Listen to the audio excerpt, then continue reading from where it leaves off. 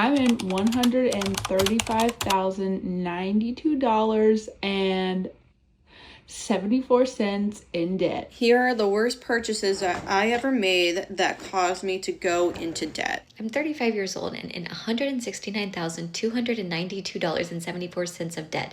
So, it's about that time we talk about insane credit card debt, because hopefully seeing many of these stories and examples today will deter many people from ever getting into it in the first place, because we are tempted 24/7 to buy into the newest fashion trend or the newest vehicle, the biggest house on the block to keep up with the Joneses. But if you don't have the finances to back that up, you could get yourself into serious debt that's very difficult to get out of. So we have a lot to go over today, along with some comments from you guys from previous videos. So if you want to be featured on a future video, leave in the comments down below. But let's just start off with the state of the country right now. The average American has $8,000 of credit card debt. They're financing pizzas through Klarna and DoorDash. They're financing their tickets to Coachella. They have $40,000 of student loan debt per borrower. Their national pastime is sports betting. And you think there isn't a bubble? I would also like to add on some more pastimes and entertainment that we think is normal now. Looking at influencers or celebrities on social media having the perfect life, spending a massive amount of money. Online shopping for many has become a pastime because of how easy it is. Then it turns into a dopamine response and you constantly want a new item just to be able to feel good all the time.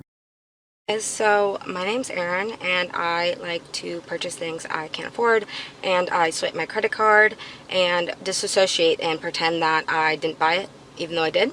And on today's little adventure we bought this 3.54 carat marquee diamond eternity band.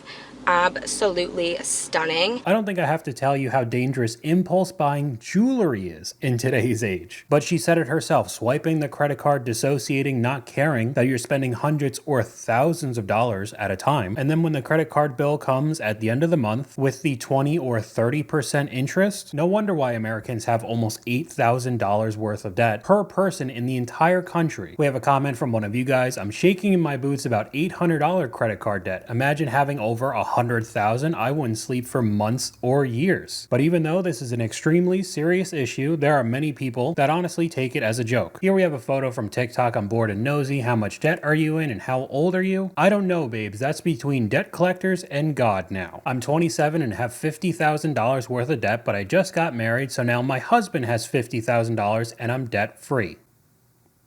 25 and no debt, it's in collections. I'm $175,000 in debt, but I forgave myself and now I'm currently sitting on a beach at the Polynesian Resort in Disney. Of course it's gotta be Disney, sipping on my $20 drink. 37 and I forgave myself and I identify as debt free. 31 and $301,000 worth of debt with my 32-year-old husband. We have a home, vehicles, a boat, and student debt. We recently started the Dave Ramsey snowball method and have paid off a bunch within the past year. Hopefully that's working out, but $300,000 worth of debt, about $93,000, but I'm currently sitting in Puerto Vallarta drinking a Long Island. 29 years old with $97,000 in student debt for a degree that I don't use. I keep telling myself it doesn't matter and we're on a floating rock in space. There is 20,000 comments like this just on this post. So you're surprised when there's an endless amount of debt content online. This is basically the reason why. But we have another comment from one of you guys. My biggest flex is that I have no clue what any of my interest rates on my credit cards are because I pay them off every month. I talked about that a long time ago as well when we had an example of a person who just went bankrupt and was searching for new credit cards right after filing and was happy that she got a somewhat low interest rate credit card. I think it was in the 20s instead of like the 30s. But just her thought process right after filing for bankruptcy, she was already getting ready to go back into debt with that credit card and trying to find the lowest interest rate that she could find so her debt wouldn't compound as quickly. Just insane to me.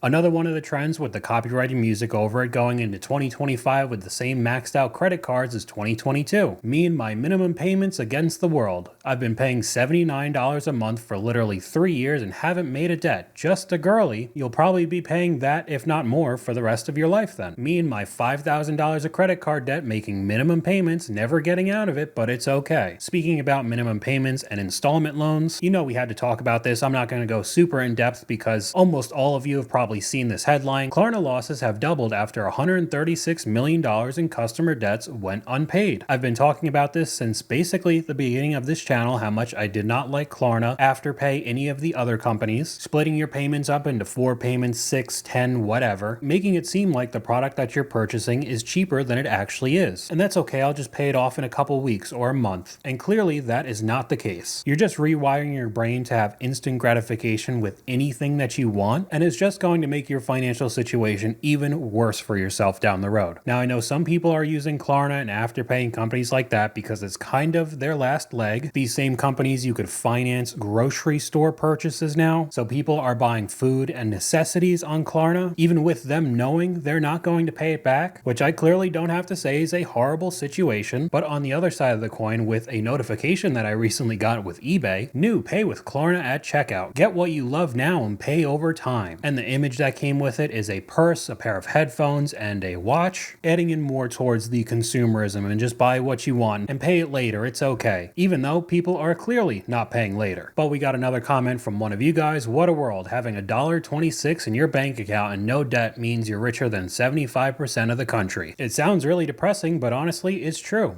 Day one of paying off my brand new car. So I had to get a new car. Well, it didn't have to be a new car, but I had to get a new car because my Bronco Sport does not fit a car seat. Well, the car seat that I wanted, at least, it didn't fit. So I had to get a new one, and I was like, if I'm going to get a car, I want it to be new. I want it to have all the things I want, and I'm going to keep this car for 10 to 15 years. So not only am I getting this car, I'm going to keep it for a very, very long time. So I'm going to want to love this car. My husband works for a car company, so we were able to get a employee discount with the vehicle. And so we got a brand new 2025 Tahoe Z71. So we want to have 3 kids, so it'll fit all 3 kids, and it's got extra room in the back. It's going to work perfectly for us for the next 10, 15 years, or probably even longer. We will probably keep this thing until the wheels fall off. Like, this vehicle is an investment and not just a liability.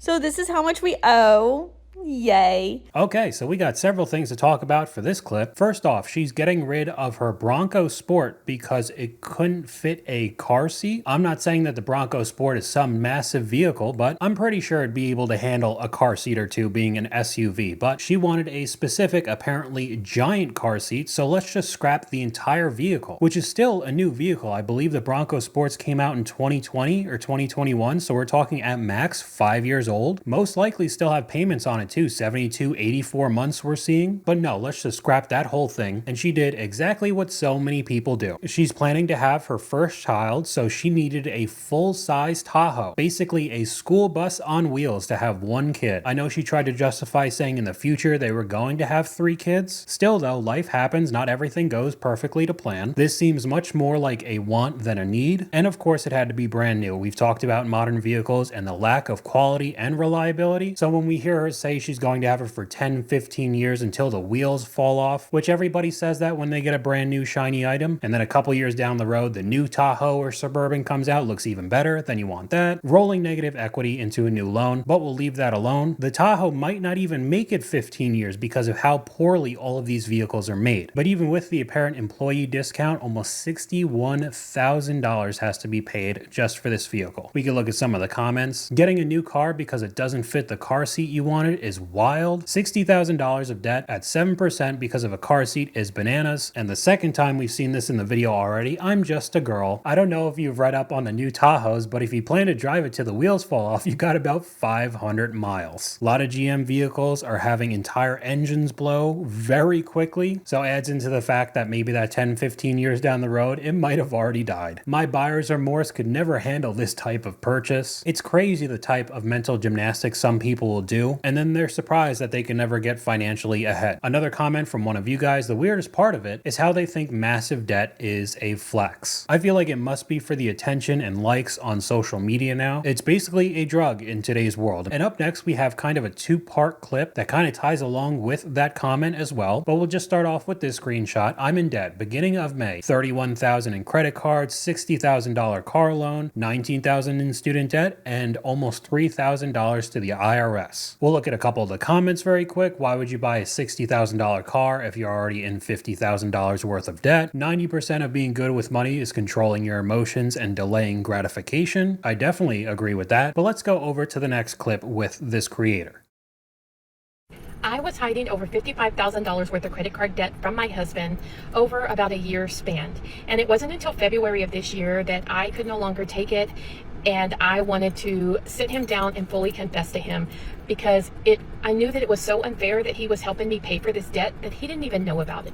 So in February, I sat him down, I confessed, and I told him everything. Now, I know you probably have 1,000,001 questions. Please feel free to drop them in the comments, any questions that you have, and I will answer every one of them with 100% honesty and full transparency. I decided to share our journey because not only did I know that it would help me stay accountable, but that I could also hopefully help people that are possibly in the same situation or similar situation that I was in. If you haven't already, please smash that follow button.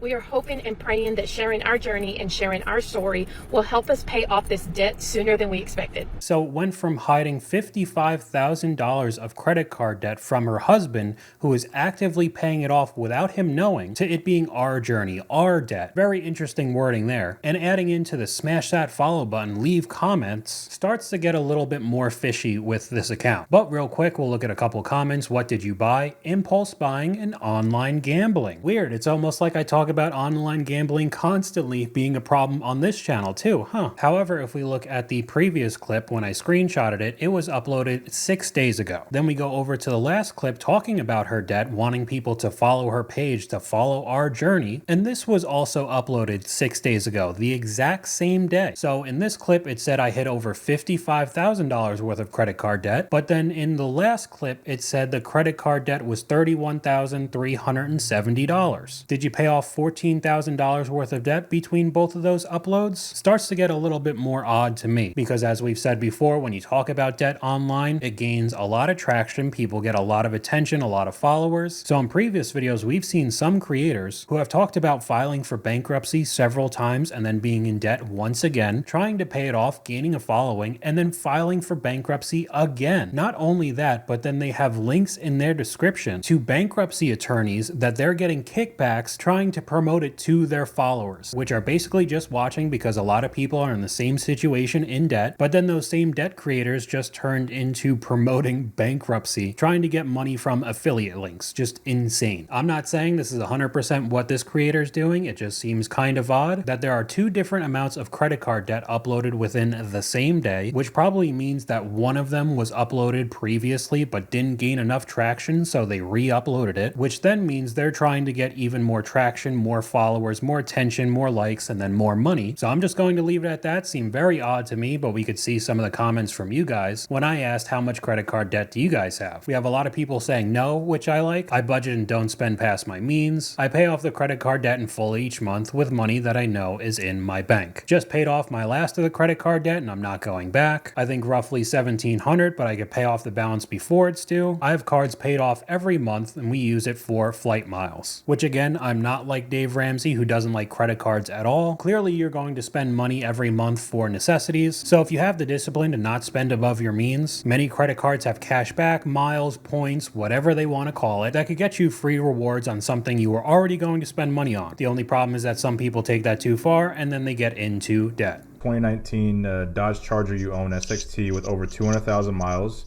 I just spent about, I just did about $3,500 worth of maintenance work on it. You haven't been making payments because you lost your job. I'm sorry about that. Offered for you to settle it for $9,000, correct? Correct. All right. How many months are you behind? Man, I'm probably about a year and a half. A year and a half behind. They're still trying to pick it up? Yeah. So my payment was $635 for 72 months, I believe. Yeah, 72 months. So I bought it brand new. Okay. 2019. Oh, nice. What was your APR back in 2019? What was what? What was your interest rate back in 2019? I think it was like 18%. 18%. What am I even supposed to say with that? 200,000 miles on a 6-year-old Charger is impressive that it's still alive, honestly. But an 18% interest rate on an SXT, which is one of the base models, I believe, and still owes $26,000 6 years down the road. Another comment here, my sister bought a new 4-door Bronco and her payment is $1,400 a month with a 12% interest rate. Absolutely insane. Along with those vehicles having many problems, being very unreliable, paying almost $1,500 a month for that. And I'm not even a hater of the Bronco overall. I like the way it looks. I bet it would be a fun off-road vehicle. Not for $1,400 a month though, dealing with the maintenance on top of it. Some of these decisions are just wild to me. The most miserable part about paying off debt is you feel like you're paying for nothing. You'll like put $1,000 on a credit card and then you'll be like, oh my gosh, like I may as well have held up 10 $100 bills and just burned it. And that would have given me more satisfaction than throwing it on a credit card. Before I say anything about it, we could look at the comment section. You're paying the money that you spent. You got something out of it. You need to treat credit cards like debit cards, bro. You already have the stuff you paid for. That got you into debt in the first place, no? I think this is a very good example for the instant gratification, getting that dopamine hit because you bought something online or in person, impulse buy, something new and shiny, and within a couple days or a week, you don't have any feelings towards the item you bought. That happens over and over and over again. Then when you put $1,000 into that credit card to start paying off the debt, it feels like you got nothing in return because you bought a whole bunch of crap you really didn't need at the end of the day. Up next, we're going to be taking a look at a different form of debt that I'm seeing more and more often, looking into the housing market. I just quoted somebody $7,900 on a mortgage and they went, okay. And I went, you can't afford that. And they went, yeah, we can. And I go, no, you can't. And I go, can you? I go, look, there's one thing between qualifying, there's another thing between affording. You can't afford this. Tell me how you're going to afford it. Because I got to explain this if you guys ever come back. Yep. And they're like, well, we're going to have my mother-in-law move in, and then we're going to have this uncle move into another room. And so they're going to rent out a portion of their house in order to be able to substantiate the almost $8,000 mortgage. And then I'm like, well, what are you going to do if they move out? And they're like, well, we'll figure it out. And then I went, because I really don't want to do the deal. What are you going to do when they don't pay the rent? You have an $8,000 mortgage and you can't work. And they're just like, well, they're going to risk it. That's pretty similar to the same mentality we see with credit card debt. This is just going into an $8,000 a month mortgage. Are you kidding me? This better be a mansion. And adds into the problem that I'm also seeing a little bit more people are qualifying for loans on houses that they cannot afford. But on the flip side of that, people are taking that risk, saying they're going to have family members move in and then pay for some of the mortgage there, which I would venture to guess is a 30-year fixed. You're going to have your mother-in-law and uncle paying rent for a room for the next 30 years of your life? Highly doubt it. Some of the comments, $8,000 monthly mortgage is insane. Wait until they get the property tax bill. Yeah. How can they qualify? That's the problem. It's crazy how people could get into truly scary situations like that. Another comment from one of you guys, one of my best friends is well over $1 million in debt after going to medical school for nearly a decade now. UT Austin. I don't have to tell you, if you become a doctor or a surgeon, anesthesiologist, you can make a ton of money. Everybody knows. But being there for almost a decade, being $1 million in debt, you know how long that'll still take to pay off with interest rates now? And that's something you cannot avoid. Even if you do file bankruptcy, student debt will be with you forever. Here we have another video of somebody asking, what's your credit card debt, with the comment section, about $30,000, but it's okay because I don't care. $28,000, same, no big living, just existing. Was about $50,000 2 years ago, down to $2,000 now, will be paid next month. At least there's one positive comment there. $40,000 of debt, $20,000 of it was an ER vet bill trying to save our dog. $20,000 for a vet bill. Another $20,000 here, mostly house stuff, new roof, tree removal. Another $20,000, you're not alone, $22,000. Another one that just says $65,000. Over 11,000 comments just on this video too. Here we have a quick one that I wanted to screenshot. The day I got it, $48,000 out the door for a 2021 BMW 330xi. A rebuilt rebuilt title. This was a salvage car and 40,000 miles as well. He had almost 30 photos on this video with all the different modifications on top of this price. Total for the modifications is about $6,500, which overall puts this at $54,500 for a 4-year-old salvage title 330xi. Just taking a look at what a brand new 2021 330xi was, the MSRP was $43,250. So I have no idea what happened and how bad of a financial decision this was, paying $5,000 over MSRP for a rebuilt BMW. Then of course on top of it, putting almost $7,000 in mods. If you take a look, there are over 1,400 comments on this video, and I'm gonna be honest, they were not nice. But this honestly has to be one of the worst decisions I've seen in a while. Another comment from you guys, it's really sad how social media revolves around consumerism. Live below your means. Get rid of that debt ASAP. Hard lesson that I've learned in my 20s. Being debt-free is the financial peace I hope everyone's able to have. I mean, I hope the same for other people as well. But when you see clips like this and you don't even know what kind of money's going in compared to what's going out, it's not surprising seeing people getting into 5 or 6 figures worth of debt. So 2,804 was your income. So that's what hits your account on a monthly basis. How much did you spend last month? I'm guessing 2,500. Okay, $8,432. What the f are you talking about? No wonder you're financing everything in your life and have to rely on other people that you're banging in order to get money from. Okay, I mean, I didn't know that it was 8,000 at all. I thought no, you don't budget. The top comment is exactly what I thought. The massive difference. How does one think that you only spend $2,000 and it was actually $8,500? How do you budget negative $6,000 a month? Watching this makes me feel so much better about my own financial choices.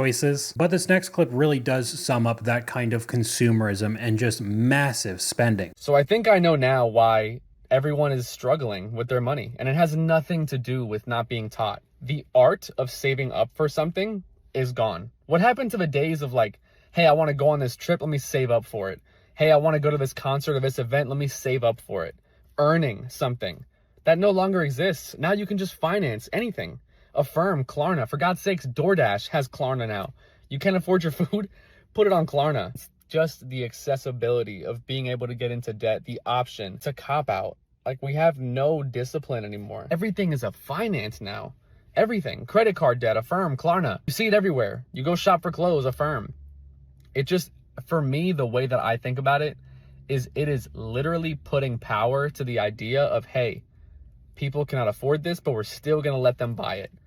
And I feel like we should be slapping people on the wrist like, hey, you cannot afford this. You should not be able to buy it. But with what we see in the real world now, keeping up with the Joneses, if somebody else has a new Mercedes, now I want a new Mercedes. Then we go doom scrolling on our phone for a couple hours and see all these influencers and celebrities doing the exact same thing, going on trips 24/7. You got a couple of these apps that pop up that you could finance almost anything you want. There goes saving up any money, delayed gratification. You can now Klarna your Taco Bell burrito, as crazy as that sounds. On top of another comment that I also agree with, the normalization of subscription services hardwired people to be okay with paying for something monthly. Your bank account is just slowly being drained every day from these random payments, but it's only $5, $10, $15 at a time, so it doesn't look that bad. But if this is happening almost every day, you could be losing hundreds or thousands of dollars a month. Here we have another one of the trend asking how much credit card debt you have. $18,000 on an Amex at 20 years old. As of last month, the card is down to $800, which is definitely good. But running that credit card up as young as 20 years old is one of the reasons why I make these types of videos. If I stood here in a suit and tie and a whiteboard behind me, giving you basically a college lecture, most people find that very boring. I would especially say the younger generation, so it's nice hearing when I see comments of people who are around 18, 19, 20 years old watching these videos, taking their finances more seriously so they don't get into almost $20,000 worth of debt when they're just getting out into the real world. Another one of the comments that I know will be a problem with this person in the future: my card with a $25,000 limit was maxed out. I filed for bankruptcy, no regrets. That's the exact mentality of somebody who will be perpetually in debt for the rest of their lives, not taking accountability, just hitting the reset button because they're using bankruptcy as a get out of jail free card instead of a way to reset and actually get a hold of your finances. Another comment from one of you guys: my friend has over $530,000 in student loan debt between her and her husband. They don't own a house and have 2 car payments. payments. He's a pharmacist and she's a musician. I can't imagine the amount of debt on my shoulders. I'm honestly glad that I was not the greatest student and ended up dropping out of community college instead of possibly racking up this incredible amount of debt that so many people have done. We're looking at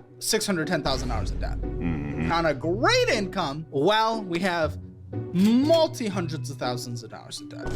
What is going on, guys? I don't know. I mean, it could just be miscommunicating as far as money. What's the communicating? How does it Well, look? I don't know, or it's not being talked about, you know, Wait, if what? it is ordering stuff or anything like that. What's not being talked about? Like if He's you talking order about my something. spending. How long have you guys been married? 15 years. Good. Do we have any kids? 1.